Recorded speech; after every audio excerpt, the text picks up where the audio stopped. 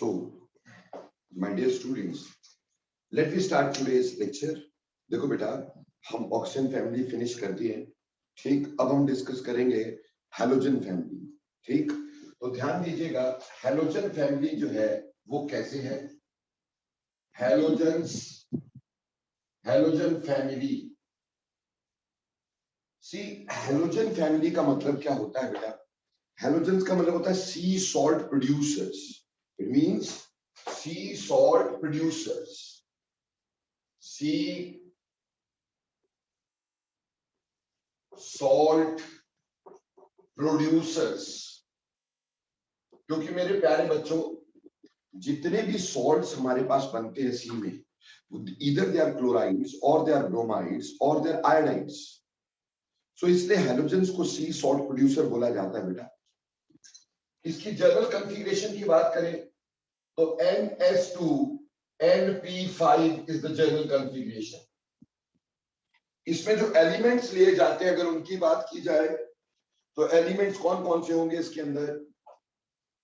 फिर, कल, बाहर, आई, आत्मा, है ना जी। Fluorine, chlorine, bromine, iodine, astatine. हालांकि बेटा astatine is not true halogen, क्योंकि सी सॉल्ट्स नहीं बनाता है, so it is not a true halogen, but yet taken in the halogen family because of its electronic configuration, ठीक। अब देखिए बेटा, सबसे पहले हम डिस्कस करेंगे इसकी physical properties.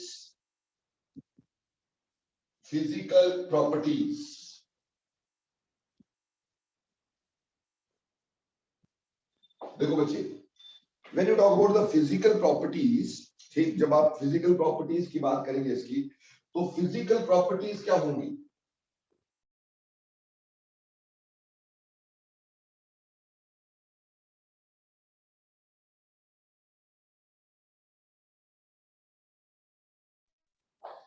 First physical property हमारे पास रहेगी बेटा, जिसको हम बोलते हैं एटॉमिक साइज।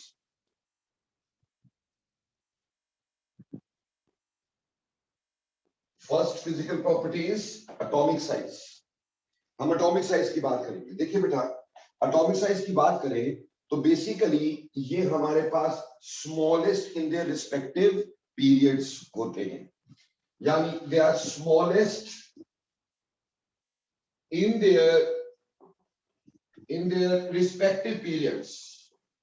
अपने रिस्पेक्टिव पीरियड्स में बेटे ये सबसे स्मॉलेस्ट होते हैं, क्योंकि हम जानते हैं जैसे पीरियड में जाए तो साइज चला जाता है, और ये अपने पीरियड में लास्ट में इसके अननोबल गैसेस होती हैं बेटा, ठीक। तो obviously they will be smallest in their period. और दूसरी बात, down to the group size हमेशा क्या करता है? इंक्रीज करता है, तो उसमें कोई एक्सेप्शन यहां नहीं है। Down the group size increases, नीचे चलते हुए साइज जो होता है वो इंक्रीज करता है, इसमें कोई एक्सेप्शन नहीं है। कहने का मतलब fluorine is smaller than chlorine, which is smaller than bromine, which is smaller than iodine, and which is smaller than astatine। तो इसमें कोई भी ऐसी चीज नहीं है जो अलग से हो, ठीक है जी। दूसरी बात इसकी फिजिकल प्रॉपर्टी में आएगी ionisation enthalpy.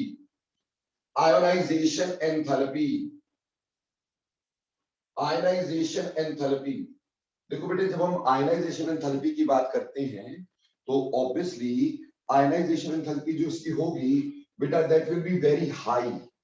Ionisation enthalpies are very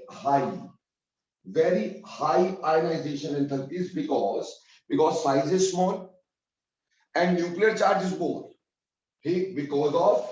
because of small size and more nuclear charge, electrons are tightly held, and hence their ionization enthalpy is quite large। Clear होगी बात? अगली बात आएगी बेटा इसकी अकरेंस, कैसे एग्जिस्ट करते हैं अकरेंस। बेटा they exist as diatomic molecules,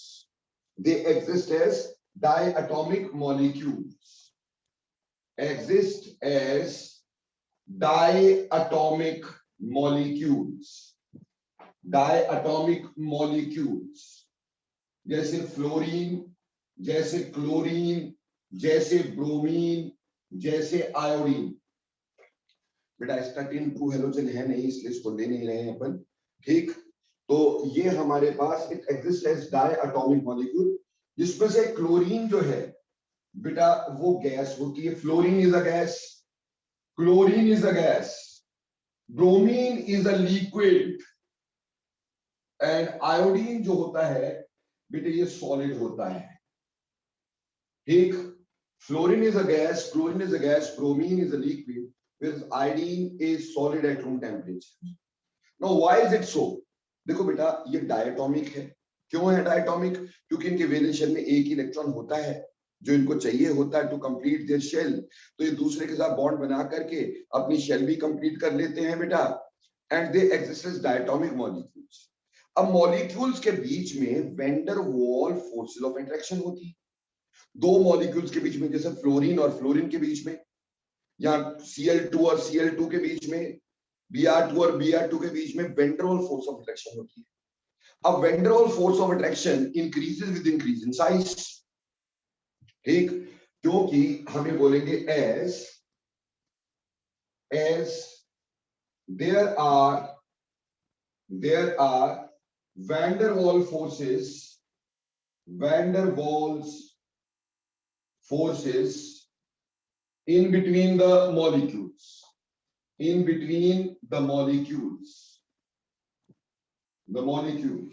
which increases with increase in size, which increases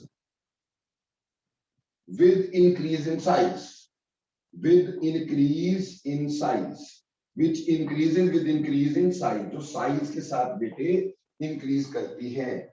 as there are van der Waals forces of attraction between them, ठीक, क्योंकि इनके बीच में van der Waals forces of attraction होती है तो वो increase करती है विद इंक्रीज इन साइज, और देयरफॉर इनका बॉइलिंग पॉइंट और मेल्टिंग पॉइंट इंक्रीज करता है। तो आयोडीन का साइज बड़ा होगा, van der Waals force of attraction ज्यादा होगी, ऑब्वियसली वो सॉलिड होगा। लेकिन एक और खास बात बताता हूं, ठीक, आयोडीन के सॉलिड होने का एक रीजन और भी हो सकता है। वो ये हो सकता है, हम लिख तो देते हैं आयोडीन को ऐसे, but iodine actually exist as I1 positive, I3 negative, यानी it exist as ions,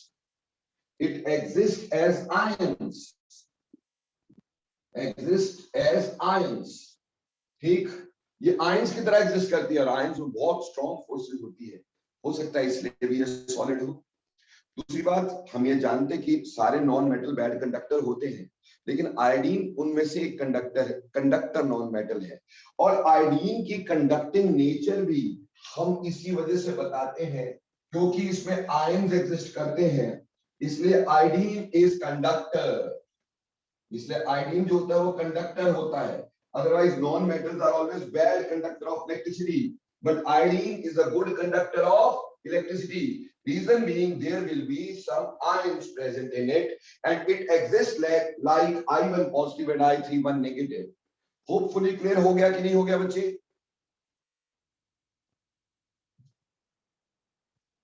Now next बात, क्योंकि हमने बोला ये डायटोमिक मॉलिक्यूल की तरह एग्जिस्ट करते हैं, तो इनकी बॉन्ड एनर्जीज की भी बात कर लेते हैं हम।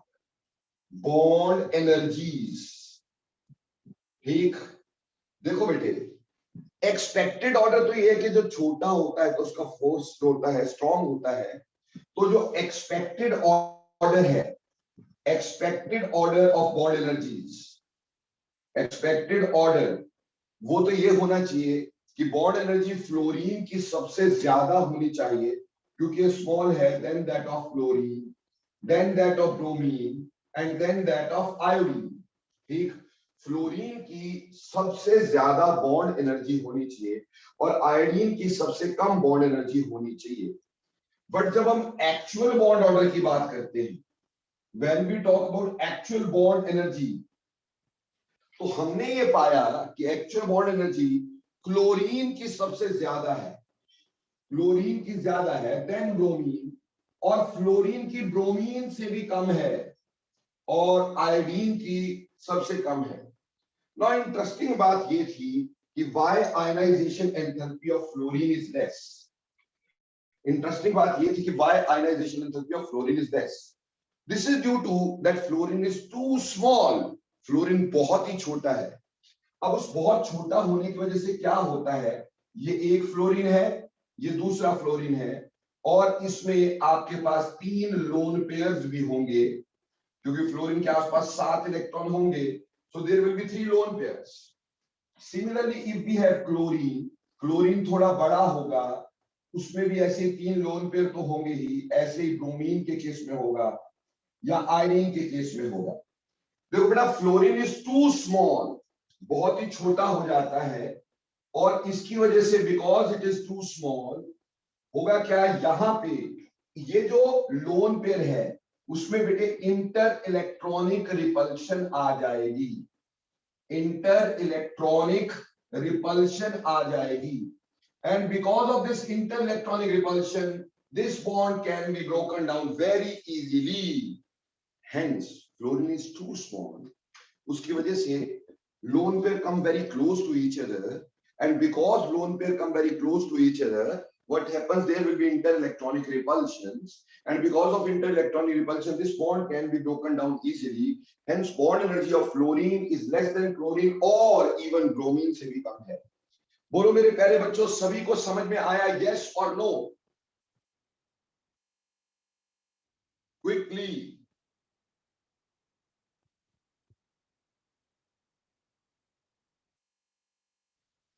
कोई डाउट है किसी बच्चे को? Any student? ओके, तो चलिए अगली बात करते हैं बेटा. ठीक, ये हमने बॉन्ड एनर्जी पढ़ी. नाउ नेक्स्ट वेरी इंपॉर्टेंट बात तो मैं सर डिस्कस करने जा रहा हूं. वेरी वेरी वेरी इंपॉर्टेंट बात आपके साथ में डिस्कस करने जा रहा हूं. ठीक, इसकी फिजिकल प्रॉपर्टीज में तो सबसे पहली बात हमारे पास जो फिजिकल प्रॉपर्टी में अब मैं डिस्कस करूंगा वो होगी electron gain enthalpy. Electron gain enthalpy. Now you very well know what is electron gain enthalpy. बेटा इलेक्ट्रॉन गेन एंथैल्पी होती है इलेक्ट्रॉन को लेते हुए कितनी एनर्जी रिलीज होगी, और हम ये जानते हैं क्योंकि ये नॉन मेटल्स हैं और छोटे साइज के हैं, सो दे हैव हाई या बोले मोर negative electron gain enthalpy.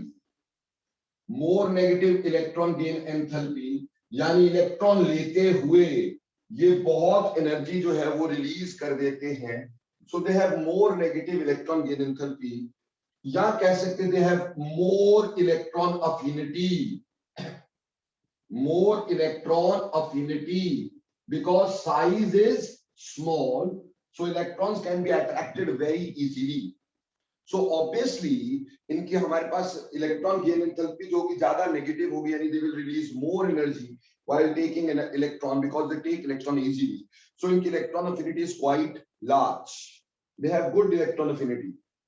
And the order of electron affinity, if we find expected order तो हमारे पास ऐसा था. एक्सपेक्टेड ऑर्डर तो बेटे हमारे पास ऐसा था. कैसा? एक्सपेक्टेड ऑर्डर था कि फ्लोरीन की electron gain enthalpy should be more negative than chlorine, which is more negative than bromine, which is more negative than iodine. ठीक, this is expected order. But actually क्या होता है,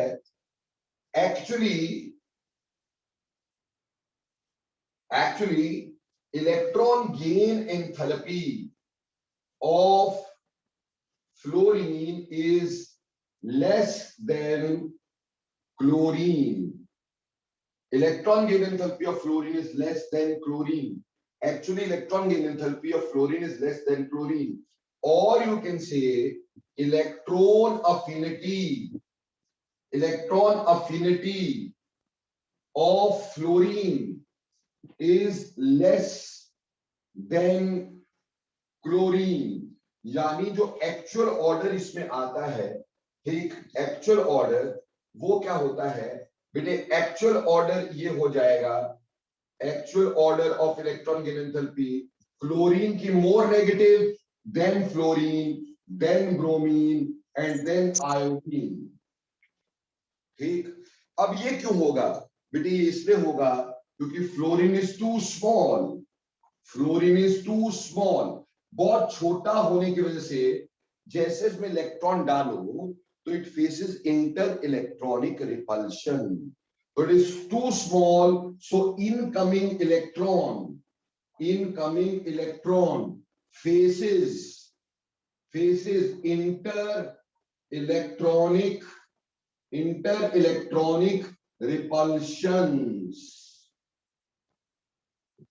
ठीक है जी, so it is too small, so incoming electron faces inter electronic repulsion, cannot be taken very easily, and hence electron gain enthalpy of fluorine is less than chlorine।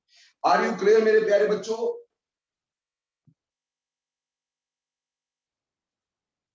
And is this very clear now? Okay, अगली बात समझने का, अगली बात ध्यान से समझने का। देखो बेटे, सीबीएसई में, सीबीएसई पीएमटी में, जब ये नीट को सीबीएसई पीएमटी बोलते थे, एक क्वेश्चन आ गया इसी बात पे। क्वेश्चन क्या आया हमारे को? क्वेश्चन आया, which of the following is not correct? Which of the following is not correct? ठीक, ये क्वेश्चन था। ऑप्शन नंबर ए था हमारे पास उसमें, fluorine is greater than chlorine, which is greater than bromine, which is greater than iodine. यहां था ionization enthalpy, ionization enthalpy. ठीक, दूसरा ऑप्शन था fluorine is greater than chlorine, is greater than bromine, is greater than iodine, oxidizing power, oxidizing power. तीसरा option था बेटे हमारे पास, fluorine is greater than chlorine, is greater than bromine, is greater than iodine, electron affinity, electron affinity. और चौथा option हमें दिया गया था, fluorine is greater than chlorine, which is greater than bromine, which is greater than iodine, और इधर था bond energy या बॉन्ड डिसोसिएशन एनर्जी। अब हमें बोला था which of the following is not correct, हमसे पूछा गया था इसमें से कौन सा करेक्ट नहीं है। अब देखो बेटे, हमें पता है ये तो करेक्ट है कि फ्लोरीन की ionisation enthalpy is more than chlorine, which is more than bromine, which is more than iodine. This is thoroughly correct. हमें ये भी पता है कि ऑक्सीडाइजिंग एजेंट फ्लोरीन सबसे स्ट्रांग है, ठीक है जी, और क्लोरीन उसके बाद। ठीक, ये भी करेक्ट है। रही बात, हमें ये पता था कि ये तो रॉन्ग है ही, ये तो पता ही था कि फ्लोरीन की बॉन्ड डिसोसिएशन एनर्जी क्लोरीन से क्या होती है, फ्लोरीन की बॉन्ड डिसोसिएशन एनर्जी क्लोरीन से कम होती है।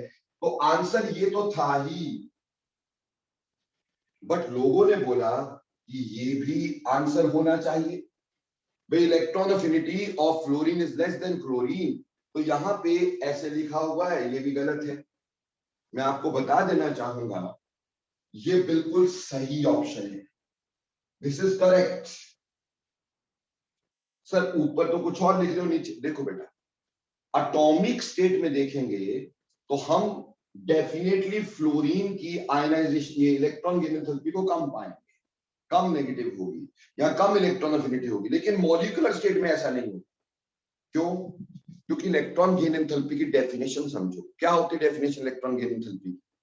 बेटा इलेक्ट्रॉन गेन एंथैल्पी की डेफिनेशन होती है energy released when an electron is added to isolated gaseous atom in its ground state। क्या बोला? Energy released when an electron is added to isolated gaseous atom in its ground state। तो बेटे अब हमारे पास समझो कि मेरे पास एक F2 था और एक Cl2 था। पहला काम तो ये था कि हमें इसको आइसोलेटेड एटम में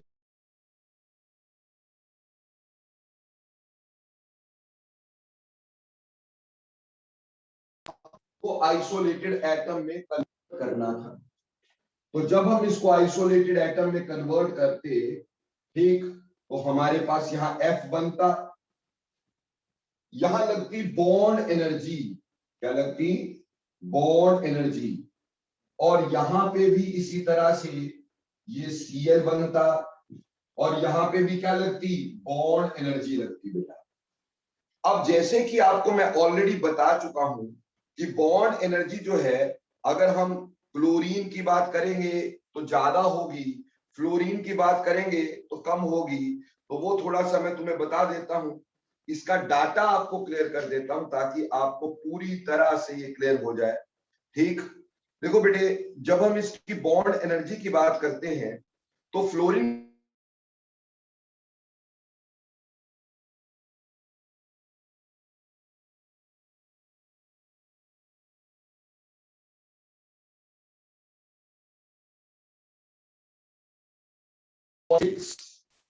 पर वो 1 मोल के लिए है, यहां पे कितना मोल यूज हो रहा है, हाफ, तो हम इसको हाफ से कर देंगे मल्टीप्लाई,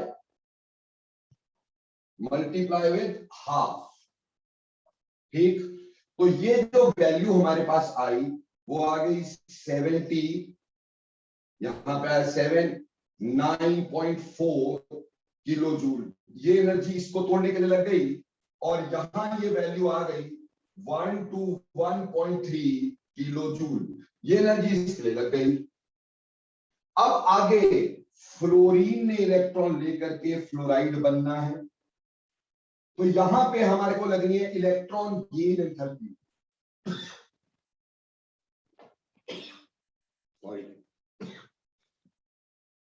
यहां लगनी है इलेक्ट्रॉन गेन एंथैल्पी। उसी तरह से क्लोरीन ने इलेक्ट्रॉन लेके क्लोराइड बनना है, यहां पे भी इलेक्ट्रॉन गेन एंथैल्पी लगनी है। ठीक है जी। अब जो इलेक्ट्रॉन गेन एंथैल्पी है हमारे पास, अगर उसकी वैल्यूज देखी जाएं तो फ्लोरीन की वैल्यू है -333, क्या वैल्यू है, -333 किलो जूल्स। और जबकि अगर मैं क्लोरीन की बात करूं तो वो वैल्यू है -349 किलो जूल्स। ठीक है, अब इस टोटल प्रोसेस का डेल्टा एच देखो, डेल्टा एच टोटल, इस टोटल प्रोसेस का यहां से ये बनना, इसका टोटल डेल्टा एच देखो, तो इसमें ये दोनों अगर हम ऐड करेंगे तो 79.43 ये प्लस का है और 333 माइनस का है, 79.4, यहां आया 6, ठीक है जी, 12 में से यहां पे आया 3, और यहां पे आ गया 5, और यहां आ गया 1।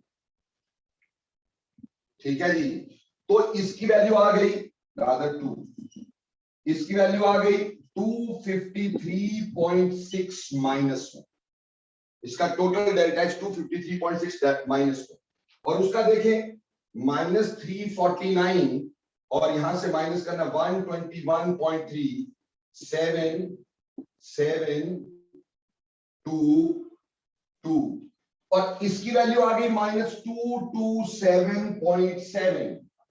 अब आप ध्यान दो तो आप क्या पाओगे, आप क्या ये नहीं पाओगे कि यहां पे एनर्जी ज्यादा रिलीज हुई और यहां पे एनर्जी कम रिलीज हुई। तो इसका मतलब F2 को F नेगेटिव में चेंज करना इज इजियर देन Cl2 को Cl नेगेटिव में चेंज करना, क्योंकि इसमें एनर्जी रिलीज ज्यादा है और उसमें एनर्जी रिलीज कम है।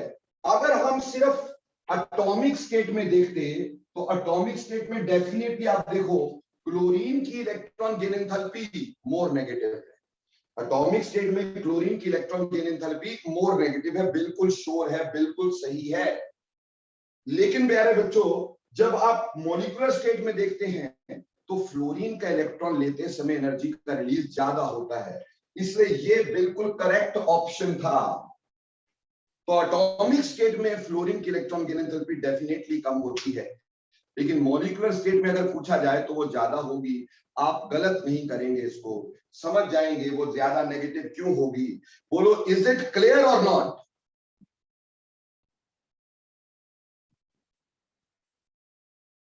मैंने इसको मैथमेटिकल डाटा से सपोर्ट करके बताया तुम्हें।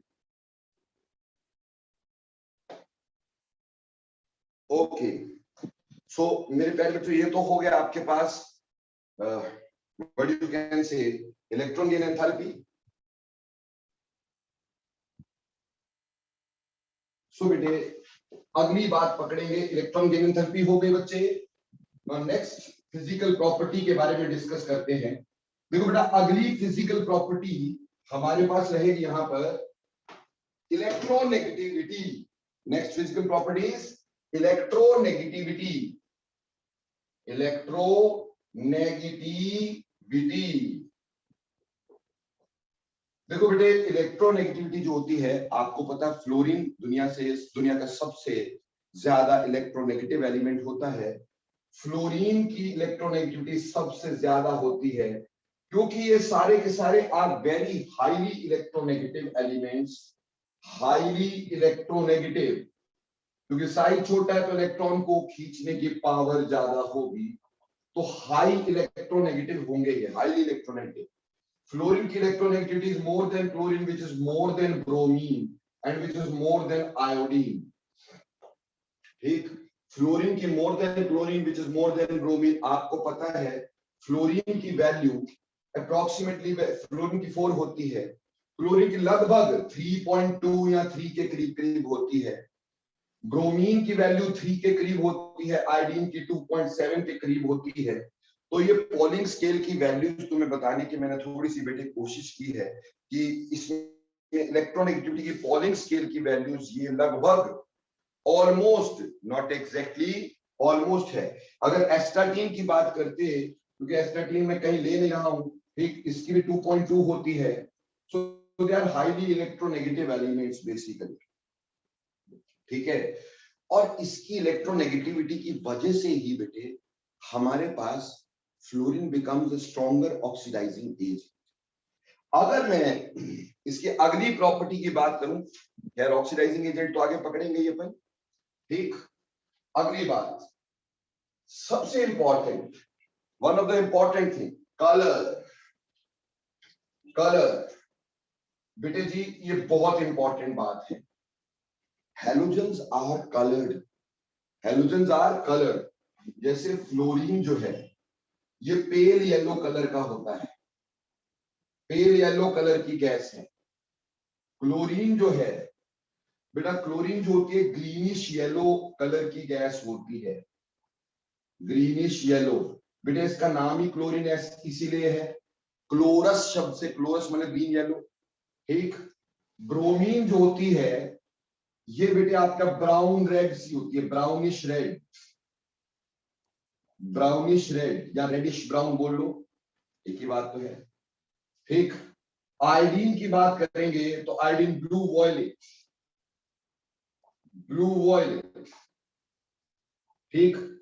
तो हेलोजन आर कलर क्यों बेटे, जब इनके ऊपर लाइट पड़ती है they absorb in the visible region and their electrons get excited.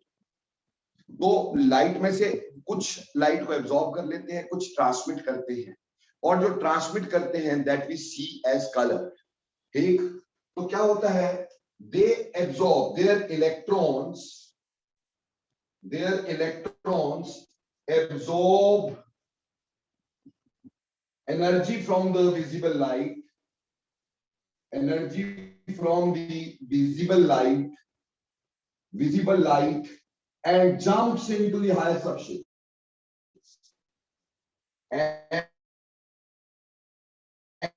and becomes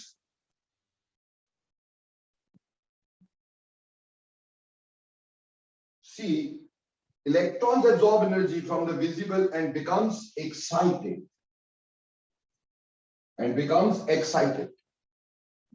and some energy is transmitted, कुछ absorb हो गई, कुछ transmit हो गई, so transmitted energy will be seen as color, ठीक, क्लियर। अब देखो बेटे, आपको एक आता बेटे हमारे पास complementary colours. Now what do you mean by complementary colours? बेटे ऐसे दो कलर जिनको मिला करके हम व्हाइट कलर बना देते, they are called as complementary colours. So दो चीजें ऐसी जो मिलकर के व्हाइट कलर बनाती हैं उनको कॉम्प्लीमेंट्री कलर्स बोलते हैं। जैसे बेटे सर ने जो टी शर्ट डाल रखी है, क्या बताओगे कौन से कलर की है? हम कैसे याद करते कलर्स को? विबग्योर, ठीक है।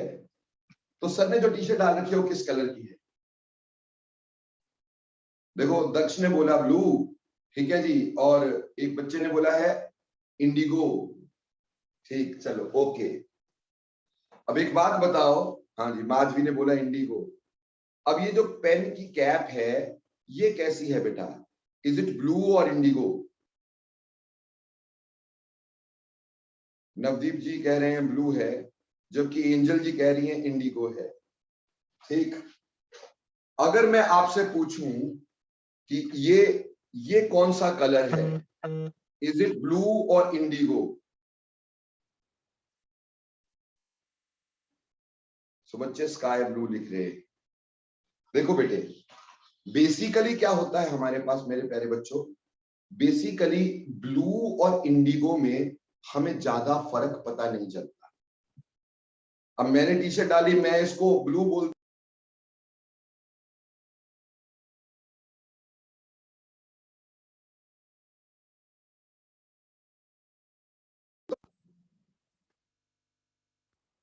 है ना जी।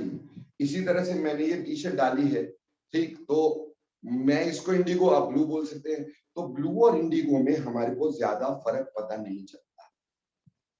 ठीक, अगर ब्लू इंडिगो में ज्यादा फर्क पता नहीं चलता तो बेटे हम इसको मिटा देते हैं, इंडिगो मिटा देते हैं, ब्लू ही रहने देते हैं।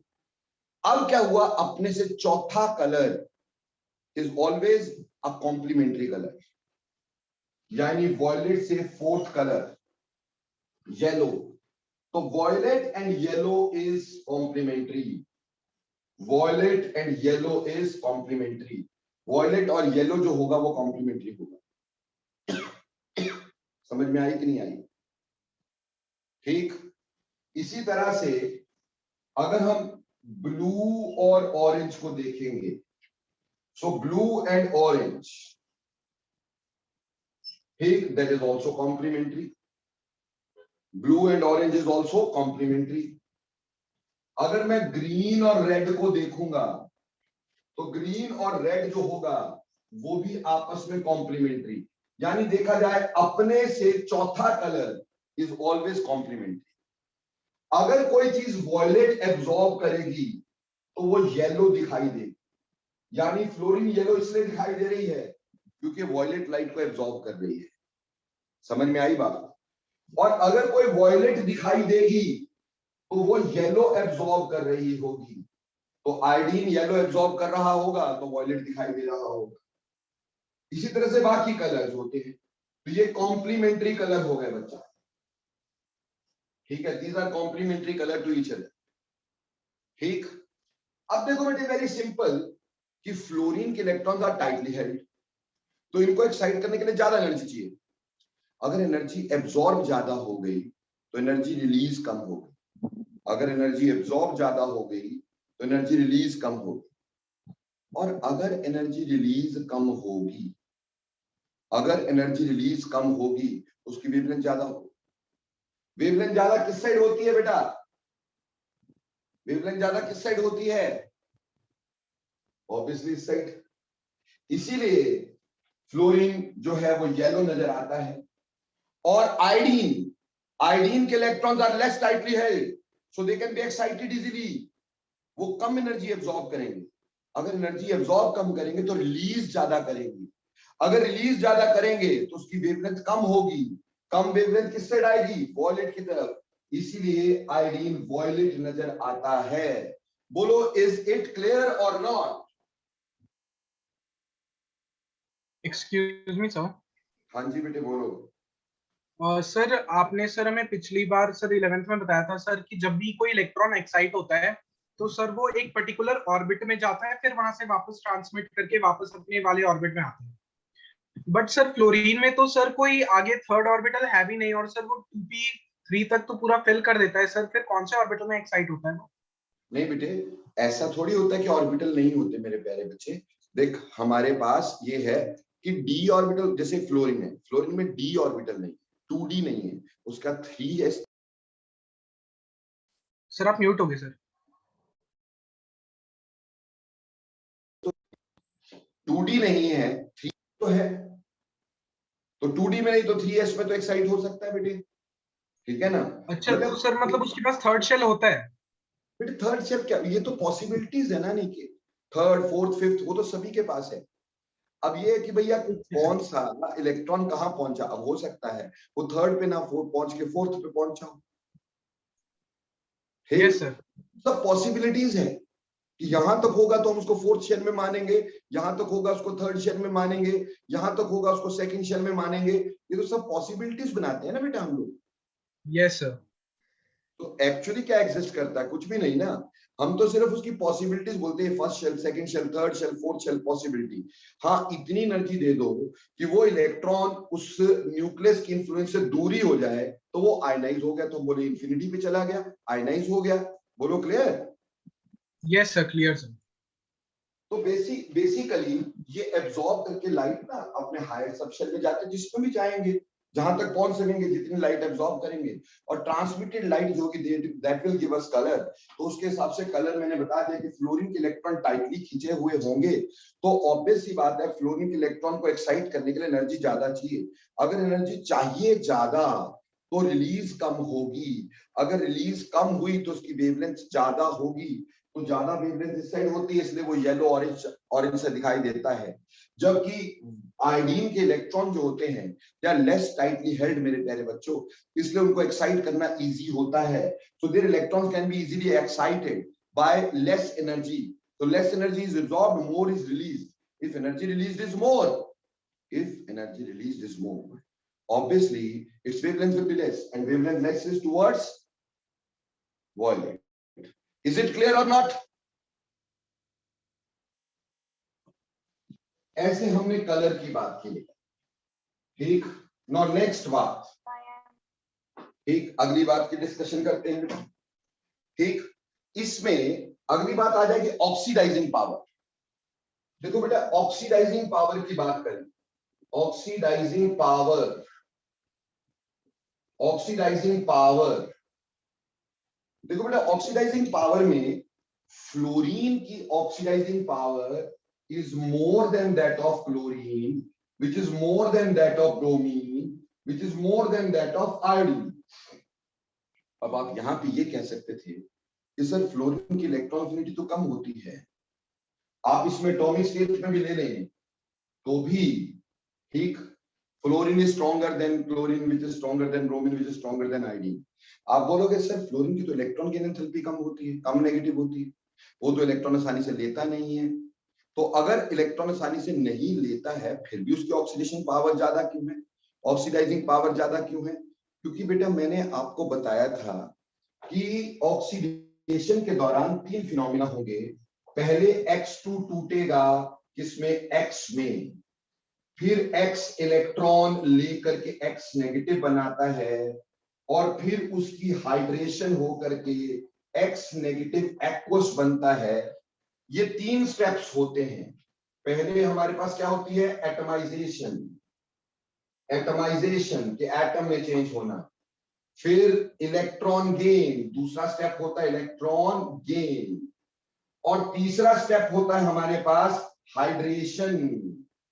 और इन सब की एनर्जी को मिला करके हम बेटे टोटल डेल्टा एच निकालते हैं, और उस टोटल डेल्टा एच से डेल्टा जी निकलता है। हमने ये इलेक्ट्रोकेमिस्ट्री में पढ़ा था कि delta G is equal to delta H minus T delta S.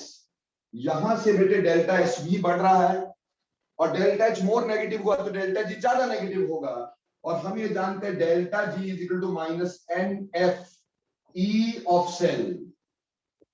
अगर ये ज्यादा नेगेटिव हुआ तो ई ऑफ सेल ज्यादा पॉजिटिव होगा, यानी स्टैंडर्ड रिडक्शन पोटेंशियल ज्यादा होगा। तो फ्लोरीन के केस में क्योंकि फ्लोराइड इज स्मॉल इनफ, तो hydration energy will be very large. तो large amount of hydration energy, large amount of hydration energy, large amount of hydration energy in case of fluoride compensates the lesser electron gain enthalpy, the lesser negative electron gain enthalpy. Hydration enthalpy ज्यादा हो जाती है तो energy release यहां ज्यादा होगी। Delta H ज्यादा होगा तो डेल्टा जी ज्यादा नेगेटिव होगा, क्योंकि भी नेगेटिव में आएगा। तो डेल्टा एच ज्यादा नेगेटिव होगा तो डेल्टा जी ज्यादा नेगेटिव होगा। डेल्टा जी ज्यादा नेगेटिव होगी तो ई ऑफ सेल पॉजिटिव होगा, यानी reduction potential, standard reduction potential ज्यादा होगा। और इसी वजह से बेटा फ्लोरीन की इलेक्ट्रॉन गेन एंथैल्पी कम होने के बावजूद भी इसकी हाई हीट ऑफ हाइड्रेशन की वजह से it becomes the strongest oxidizing agent. I think so. I made it clear or not?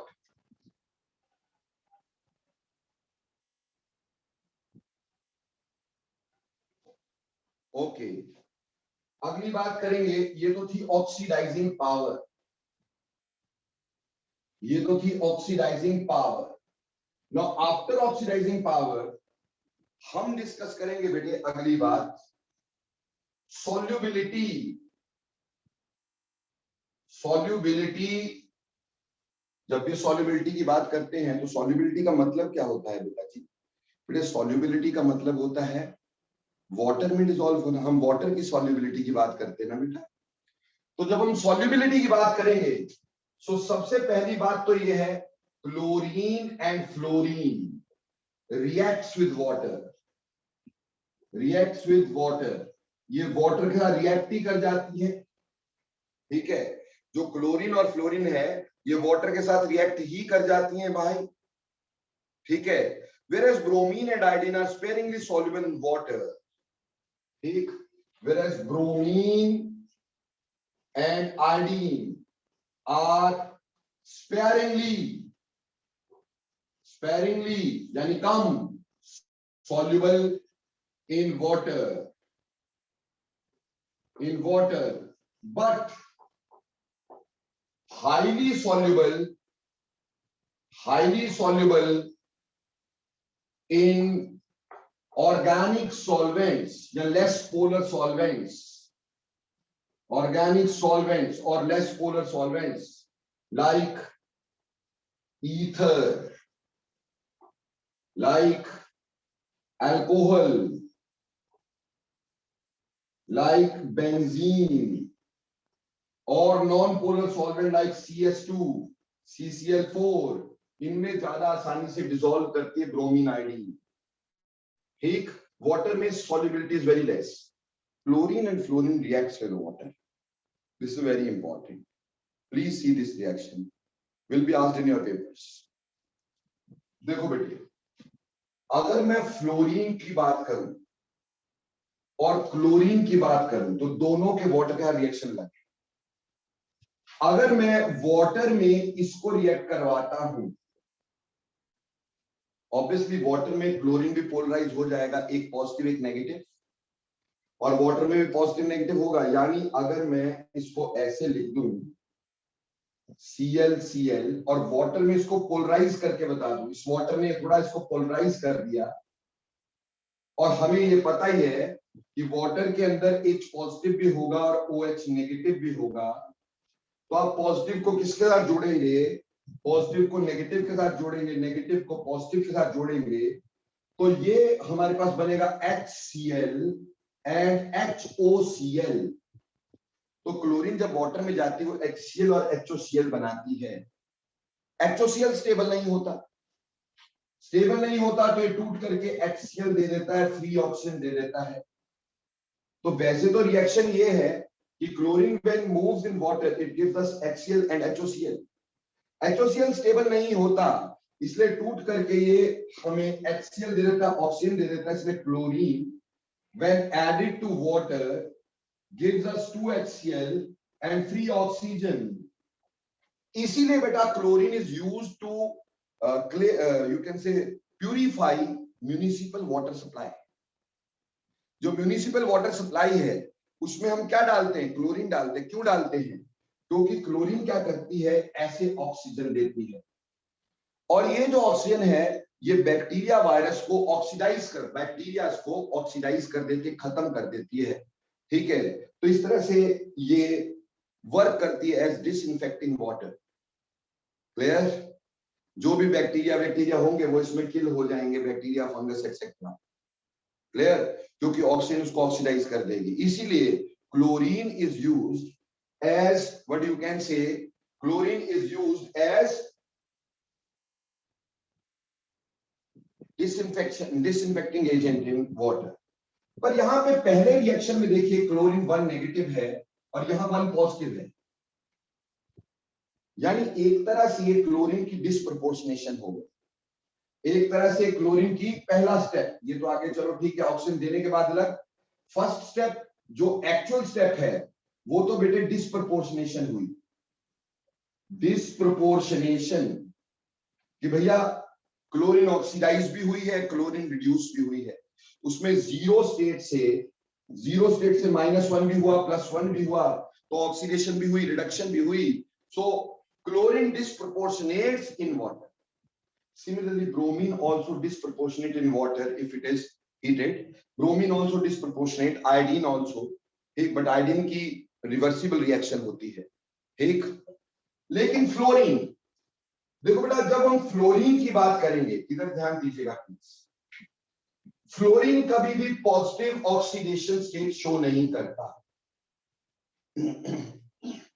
हमें ये समझ में आ रहा है, फ्लोरीन कभी भी पॉजिटिव ऑक्सीडेशन स्टेट शो नहीं करता। तो अगर fluorine positive oxidation state show नहीं करेगा तो कभी भी ये नहीं बनाएगा। उल्टा fluorine, sir you are muted. Fluorine इसको वाटर को ऑक्सीडाइज करके बनाएगा 2HF and oxygen, free oxygen, ठीक है जी, क्लियर। और क्योंकि ये स्टेबल नहीं तो इसको 2 से मल्टीप्लाई कर देते भाई, तो यहां पे 4 और यहां O2, so we will be getting O2, we will be getting O2, oxygen will be form. क्या बनेगी? ऑक्सीजन बन जाएगी। इसी तरह अगर फ्लोरीन और एक्सेस में हुई, अगर फ्लोरीन और एक्सेस में हुई, ठीक, तो बेटे जी ये HF तो बनाएगी बट साथ में ओजोन बना देगी। तो ये बहुत सिंपल है, क्योंकि फ्लोरीन कभी भी पॉजिटिव ऑक्सीडेशन स्टेट शो नहीं करता, क्योंकि मोस्ट इलेक्ट्रोनेगेटिव है, इसलिए सीधे ही ऑक्सीजन या ओजोन देगा। जबकि क्लोरीन या ब्रोमीन HCl एंड HOCl देंगे। वो बात अलग है कि वो स्टेबल नहीं होते, फर्दर ऑक्सीजन दे देते हैं, but basic reaction of water is this. ये तो फर्दर ऑन स्टैंडिंग की बात होगी।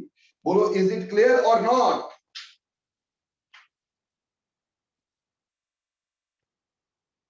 वाटर के साथ रिएक्शन क्लियर हो गया भाई। पर जैसे मैंने बोला ब्रोमीन का भी यही रिएक्शन है, पर आयोडीन का रिएक्शन जो होता है ना बेटा वो रिवर्सिबल होता है। आयोडीन का रिएक्शन रिवर्सिबल होता है, वो दोबारा से आयोडीन दे देता है, ठीक है। तो हम बोल देते हैं आयोडीन का रिएक्शन वाटर का स्पॉन्टेनियस नहीं है, ठीक, क्योंकि वापिस आ जाएगा तो it is not spontaneous at all. Iodide ion जो बनेगा I negative will be oxidised again by water to give us iodine. So I think so this is now very much clear, और आप आसानी से इसको कर सकते हैं। तो सॉल्युबिलिटी भी क्लियर हो गई बेटा जी? Excuse me sir. हाँ जी बोलो बच्चे।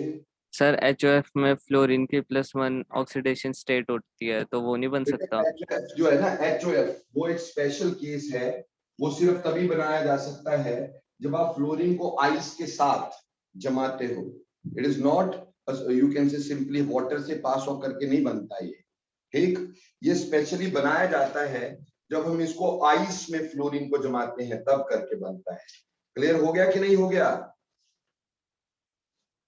Yes sir. हाँ जी, any other doubt of any student? फिर एक खास बात सॉल्युबिलिटी में ये भी समझनी है कि आयोडीन जो होता है, ये बोला it is soluble in ether, benzene, CCl, पर iodine is highly soluble in KI,